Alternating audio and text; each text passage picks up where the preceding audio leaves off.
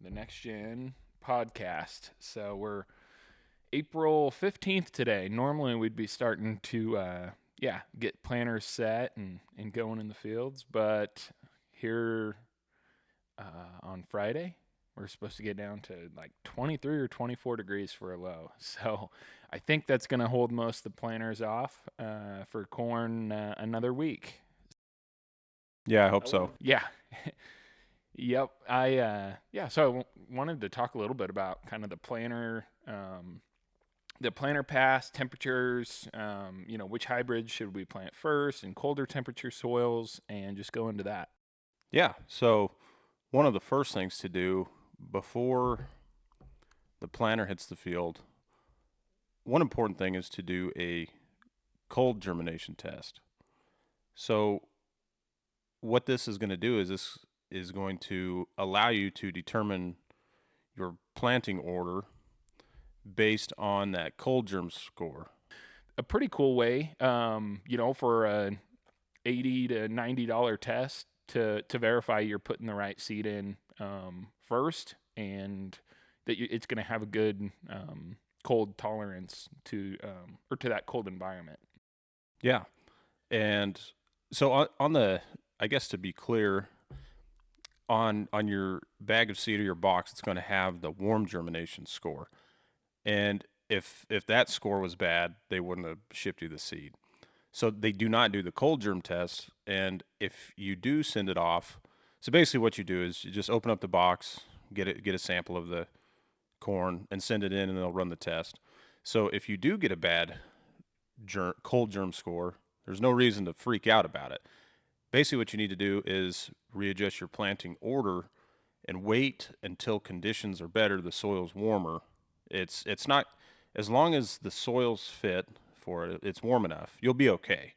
Just it's cheap insurance to know when you need to plant that hybrid. It's going to be fine if, as long as you plant it, plan it towards middle or end of your planting window. That's kind of the big key there. It's not like you're going to have a train wreck. It's good information to know when to put that hybrid in. Yeah, and we've talked a lot in our past meetings that how important it is, regardless of seed brand that you're planting. It's important to have the right hybrid in the right field, that it can shine, because you can have a 20 or 30 bushel swing just from hybrid placement very easily, and we've seen that with a lot of side by sides with hybrids. Whichever one was put in the right environment where those genetics were made to shine. And it's really the exact same with the cold germ test. So the frustrating thing is these seed companies have the information for the cold germ, but they don't always want to share it.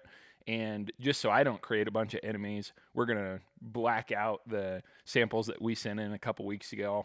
We'll show them up here on the screen, and we're gonna black out the hybrid. Just so we don't know which company it is. But you'll see there's some of these samples that actually have, a pretty low germination, cold germ score, especially that saturated cold germ number. So, like Sam said, like you just said, we've got to plant that hybrid a little bit later. If it's a longer season hybrid, then maybe it is just a matter of fact that, okay, I want to swap that hybrid out because I need to go to a shorter day corn. Or maybe I want another box of the one that tested good too. So it's always good to do that. We like to send them in, in that February, March timeframe. And we do get a little bit of pushback from seed dealers typically too, because they don't like, one, pulling a sample out of the box. But man, as a farmer, it's a great way to protect yourself from, putting seed in where it's not gonna do the best for the genetics you're paying for. Yeah, and I mean, like I said, it's cheap insurance, and I mean, what if it comes back at, you know, 70%? It's like, well, you're going to lose a lot of stand and turn a lot of yield just by something that was, is going to take you 10 minutes to do. So yeah, it's cheap insurance. Right. So when they test it, and when they do a cold germ test, they have the seed that just died in that environment. So that's one column. And then there's a slow, and then there's a normal. So we want that normal number to be as high as possible, and that's a good hybrid where the genetics are going to really withstand cold temperatures, cold, wet soils. Which, for the most part, that's what in our area. If we're planting in April, sometimes even the first and second week of May, like it's going to be in soil temperatures below 50 degrees, and there's really nothing wrong with planting early, in my opinion. It seems like what we've seen with yield data, there's always a 5 to 8 day span where you don't want to be planting certain hybrids, and it's not necessarily that the very first planted corn. Sometimes that's the best week to have it in the ground. What we've seen, the work where we want to shut planters down is when uh, we're going to have a really cold, week or even just a 2 or 3 day span, and that seed is already germinated but not sprouted.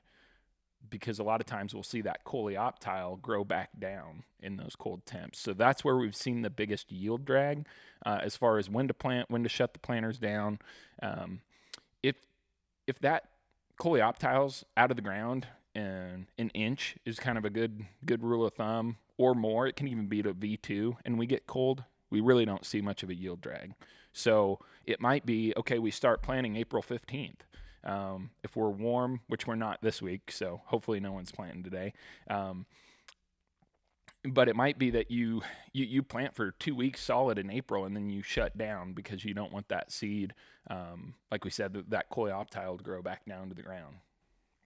Yeah, and it's something that we see every year, and it's just a matter of checking the forecast daily. It changes all the time, but just having a little forward thinking of, hey, this is. I know everyone gets in a rush and wants to get things done, but if you think like, well, if I just shut down for 2 days, what if I go put those circles in and I don't shut down, I keep going. I mean, what's that worth to you? Two extra days or 10 bushel an acre on those fields. It very well could be. So, I mean, it's definitely worth it, especially with the planters and everything we got. I mean, you can cover ground pretty easy. And there's a guy I deal with every year, and it never fails that around that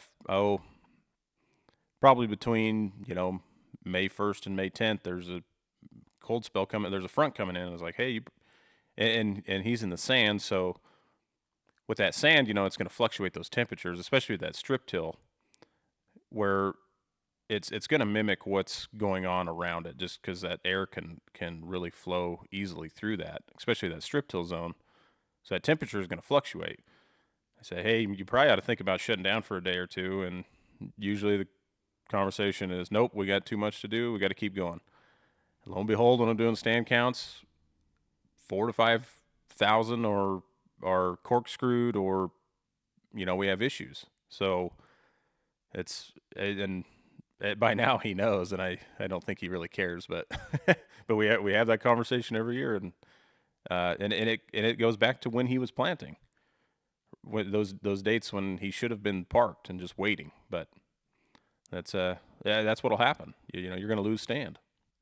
Yeah, and David and Randy would always call those free bushels because you're really not having to pay any more, to plant in the right conditions. So it's just yield that you can pick up by putting that seed in the ground at the right time.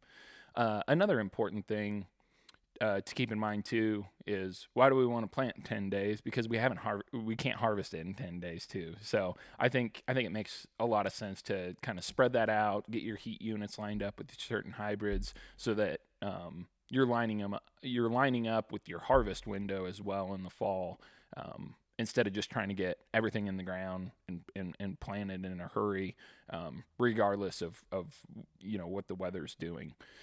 The other thing I wanted to just make sure we were clear on, if we're having a cold week, or even just a 2 or 3 day cold front moving in that first week in May, it really doesn't do any good to plant up to it and then stop, because like I said, we're already going to have that first drink of water that seed's going to imbibe is already going to be cold. So if we just put seed in the ground and we're just shutting down for one day when it's already cold, um, it's really not doing us a whole lot of good. We want to quit a few days before that so we can so that seed's already in the ground, um, and then we can plant when it's cold, because it's not going to be germinated yet. So we're really not too worried about that coleoptile corkscrewing. Yeah. Yeah, for sure. And we're talking, kind of moving on to the soil temps. When you, especially in the total acre group, I mean, they're very picky on, what the soil temp is, and you go when it's ready. But then you talk to somebody like the Hefties, like we referenced before. Well, they're up in South Dakota, and we're in Colorado, and work with a lot of guys in Nebraska, even into Wyoming. It's it's really not. It takes a while for it to be perfect, and it's we can't wait that long. But so what you can do is you have to utilize seed treatments and have a good in-furrow program. So that's going to help your stand, protect your seed, have a low salt fertilizer, phosphorus and micros there, along with some good biology, and that's really going to help mitigate your risk when you do have to plant early, instead of just having, I guess, what you could call naked seed. There's a lot of guys around here that do just 2x2. Well, that's not really going to cut it. To set yourself up for success. Nextgen Fertilizers is introducing Seedlink, the game-changing planter box product that's revolutionizing corn planter box products. Seedlink delivers uniform emergence like never before, so every seed gets the perfect start. It's packed with phosphorus, humic and fulvic acids, amino acids, and beneficial biology. And the best part, Seedlink is half the cost of most of the other competitive products, even with more in it. We're not just applying biology here, we're actually applying biology with a food source. Use Seedlink on your corn today and get better emergence, better results, and all for a better price. It's more oftentimes than not, and we've seen it, having a good in-furrow program, like the things I just mentioned, is really gonna improve your stand, especially when it's cold. I feel a lot more comfortable having guys plant when the soil temp's a little cooler, having those things in the mix. Yeah, and another one to add in there when we're planting in cold soil temps too, it is a fungicide, some kind of, whether it's a biofungicide in a planter box treatment, or just a strobillion fungicide, or like asteroid FC is another common one in our area. And the reason we want to do that is because we have these soil-borne diseases that are there, and when that seed's cold, it's gonna take more seed energy to germinate and eventually spike through the soil surface. So what we're trying to do is protect it when it's vulnerable early on with those fungicides, because we already have the Pythium and Fusarium, Rhizoctonia, especially with beans and beets. Like we have those in the soil already. Depending on crop rotation, we might have higher levels in some areas, but since those are there, that's another good way to protect the seed from those early season diseases, that a lot of times that the corn will just grow through and we won't even know it's infected, or fighting off, and being stressed out because it's defending it's trying to boost its immune system to fight that fungal disease. And a lot of times we won't even see it till the end of the year, and we're like, oh yeah, it definitely it's got stock quality issues. We got crown rot, stalk rot, and a lot of times that's infected very early on at the beginning of the season, and just doesn't show up till the end of the year. Yeah, and especially in those environments, I mean, if you think about it, it's kind of like a jungle out there. I mean, it's everything's trying to survive, and everything, any biology, plants, weeds, bugs, their number one job is to survive. So what we want is our crop out there. So what are these insects, these diseases going to do? They're going to attack the plants that we want out there when they're most susceptible. And when is that? About this time of year when they're seedlings. There's the conditions aren't so favorable. Um, when we see cool, wet springs in the sand, we'll have some. We could have some bad nematode issues. It just, I mean, that corn cannot fight it off. And there's some products that you can use, but I mean, it's been so bad sometimes that I mean, they gotta replant, and I mean, that's 2 out of every 5 years. It really just depends on the spring, but I guess the point I'm trying to make is we have to protect our plants as much as we can. And that's I did mention a low salt phos in furrow because you have to be careful with 1034O because of the high salt content, and you can't put too many gallons. You need to mix with water. But what we've seen is when we utilize something like ProGerm from AgriLiquid, the 924-3, the low salt, it really gives it the boost it needs. So it just comes down to protect. I mean, you're protecting your investment, and that's a great way to start. Yeah, absolutely.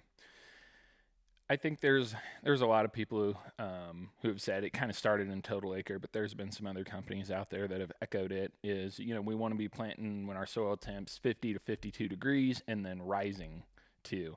In the sand, that's next to impossible because in the sand we'll see, especially if you're planting 2.25 inches deep, in our lighter textured soils, CECs below 7, even up to 3 or 4 inches deep, it's going to mimic that air temperature above the soil, and so it does not retain the heat. Yeah, we might be 85 during the day, but if we're getting down to 30 or 35, even at night, it's going to get below 40 degrees at soil temp when that seed's in the ground. So it's really we're not going to wait to plant till June when we're actually a steady 50-degree soil temp in the sand and rising. But I don't think we need to because we haven't really seen yield drags there where we have planted early. As long as we're making sure we're doing these steps right, having a good seed treatment, making sure we're planting our early hybrids have good cold temperature tolerance, because we have the genetics in the seed now, so we don't need to wait to plant until our soil temp's 52 degrees and rising. And another thing to keep in mind too is that a lot of your hybrids, you can go back and look and see if maybe it's 180 growing degree units to germinate, or maybe it's 240. It's usually in that range, and that's a good indicator of how many days it should take to get out of the ground. A lot of the times, what we've seen is, especially when we get a cold day, we might not accumulate any GDUs, and in that scenario, it might take that seed a little bit longer to get out of the ground, and that's all the more reason to have something on that seed, whether it's a seed treatment from the actual company, or maybe it's an aftermarket seed treatment too, that you're adding on there to protect or boost seed energy. Like with our seed link, we have a certain form of phosphate in there that boosts the exact same form of phosphate that seed is living off of before it really develops that radical root. And really until V2 V3 time frame, those roots aren't uptaking any nutrients. It's solely living off of seed energy. So if we can spike that and protect it with a fungicide when we're planting in cold soils, you won't see in any kind of yield drag in our experience in the last 7 years in our area. Yeah, and it's kind of comes back to having that insurance. I mean, it's it's pretty cheap for the value it can bring. I mean, it all depends on the spring. I mean, if let's say conditions are great, we all had we had good weather and we had a good stand and it didn't matter, great. But some of those years where it does turn colder, wetter, I mean, it could be a game changer. I mean, it can really save your butt on how it's going to finish. And we've all seen, we have uneven when we're doing stand counts, when we have 4 or 5 maybe even close to 10 late emergers, and then you got an uneven stand, and then you're behind out of the gate, and there's nothing you can do. There's no magic bullet to save that. Your yield potential is already set. So this is just a great way to get your crop off to the right start. It's time for a crop nutrition plan that gets more return from every drop. Starting with Pro Germinator from AgroLiquid, a complete phosphorus fertilizer product that includes nitrogen, potassium, and iron. More than 30 years of research shows that lower application rates of Pro Germinator often outperform other sources of fertilizer. With AgroLiquid's Pro Germinator, you can apply less and expect more. Find out more at agroliquid.com. Yeah, and those late emergers, I think we've all probably seen, out in the ag, whether it's on social media or watched a video from a company, and they're all talking about how do we decrease those late emergers, and that was a cool thing that we saw with our planter box with that certain form of phosphate in there, is that last year when we did flag test with it, and it didn't matter if it was early planted or late planted, we saw 80% fewer late emergers. So what we classified as a late emerger was anything that came up more than 36 hours after the very first plant spiked through. So, and we decreased that by 80%. So we essentially had 99% of the seeds up within 36 hours, and that makes a huge difference. In maximizing yield, because those late emergers are just going to be, they're essentially going to act like a weed to not just, not only are they going to have a smaller ear, but they're actually going to take, nutrients and water from the surrounding plants that maybe they did come up on time, but now they're competing because they're at different growth stages. So, and that's another, just another important piece to keep in mind too, is we want as uniform as a stand. So planting depth is key. We want to make sure we're planting, all our seed, whether it's 2 inches or maybe it's 2.5 inches. We just want to have that uniform, because we don't want seeds coming up at different times. So if we don't have uniform depth, we're not going to get all the seeds up at the same time, regardless of what product you use. And out here where we live, I always like to joke with the irrigated guys, because the irrigation hides a lot of sins from your planter, just because we are usually right behind the planter with, well, either one, they pre-water, or two, they're watering, they know it's dry, so they need to water, or three, we're watering in our pre-emerge chemical and some, maybe a little bit of 32 or something. So, I mean, it's, they can kind of hide some of that from the planter, but in the dry land world too, I mean, you can't get by with that near as easy. But and I'm sure it's really not. It's kind of a industry standard. The business card trick on the opening dish, where you slide a business card to the pinch point of them, and you want it to be, the pinch point needs to be about 2 inches, where you can't get that business card to slide on the bottom, and then you go from the top. So I mean, that's a lot of people do that. I don't think that's very new. It's not a trade secret anymore. No. And that comes down to a lot of the just education precision planting has done in that space. And then now a lot of these other equipment companies are doing the same thing. They're kind of following that suit. And there's a lot of good information out there. I think the important thing to keep in mind is that you don't have to have the newest and greatest technology on your planter. In fact, he's not even a customer, but out west here, some of the most even stands I've ever seen was from an 8-row finger planter. So that's, from the 90s. And so you do not have to have, all the newest bells and whistles and monitoring systems, but making sure you're doing the little things right, making sure your opening discs are set right, your closing wheels aren't pushing, a lot of times we'll need to run on certain fields. If we have high residue, we'll have to run trash whippers to move that out. That's another important thing too, to keep in mind, that we're just putting that seed in an environment where it can succeed from the very beginning. And there's so many dollars or free bushels, as we like to call them, that you can get just by over the winter making sure your planter's set right.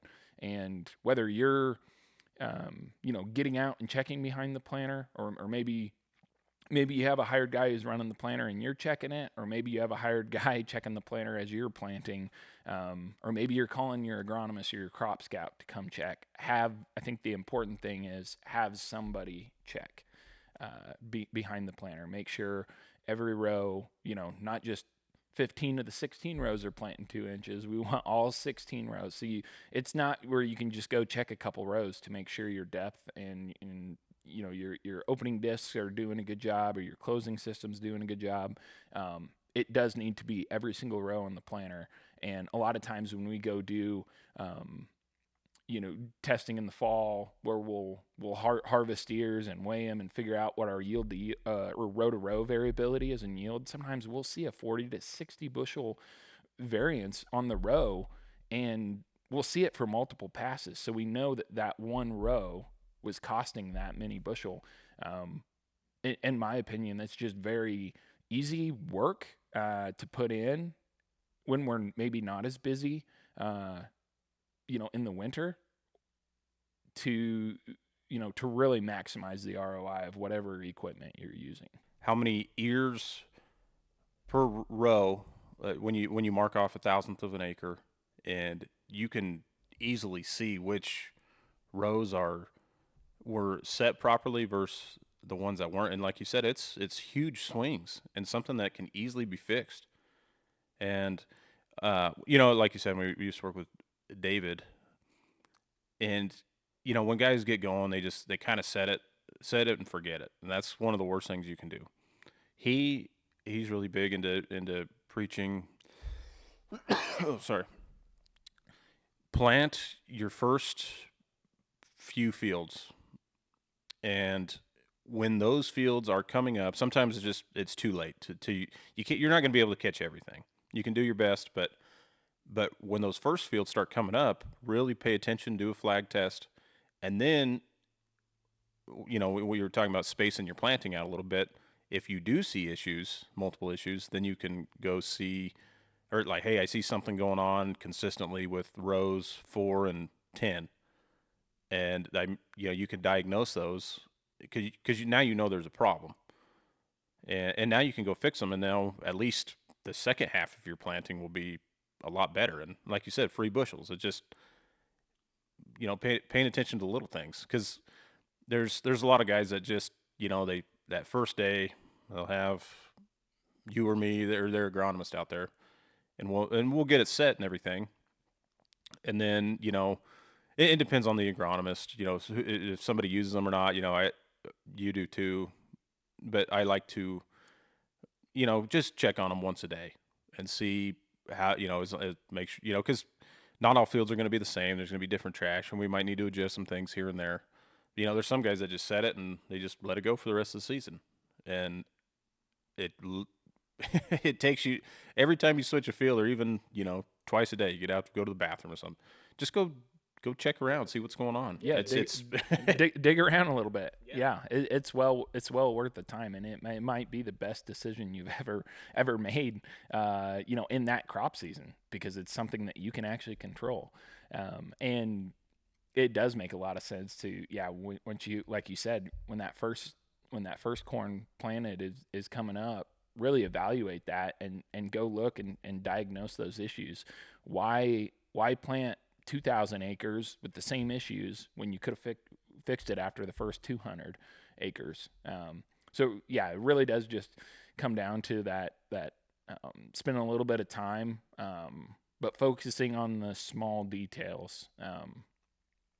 Do the little things right, and have a high level of or I guess a strict level of acceptance when it comes to being, setting the planter and doing a good job there. So there's a lot of resources in our area, several precision planting dealers, and a lot of crop scouts too that I know are going to be out next week, walking behind planters and digging and yeah, seeing where moisture's at. So you use somebody. I think we have a lot. We're fortunate in this area. Where it is a high corn area, we've got a lot of resources too. So Right. So one thing I did want to go over. So let's say you're kind of by yourself, and you don't really know where to start. So this is kind of what I usually like to do, and you can cut me off if I miss something. So I like to start from the front of the planter and work towards the back. So we're going to see where our trash whippers are set. So we want to move. Obviously, the goal is to move trash out of the way. So we want to do that effectively, but not move a bunch of soil out of the way. So it's all these are kind of judgment calls, and you'll get better as experience goes on, or if your agronomist is there, make sure you ask them what they're doing, why they're doing that. It's really going to help your knowledge. But basically, with the trash whippers, it's move the trash, but not the soil, as best you can. So when we move on from the trash whippers, we're going to go to the depth wheels, and we're gonna so we need to see how our down pressure is. So one thing we also did learn, if you're able to, is lift your closing system up and just run a pass through. It doesn't, just kind of on the edge of the field. And so what that's going to do is that's going to show you how your seed trench is being formed. And you can see, without the closing system, you'll be able to see how the seeds are spaced, how the wall's being formed. And so this is kind of like a screwdriver test or like hand test.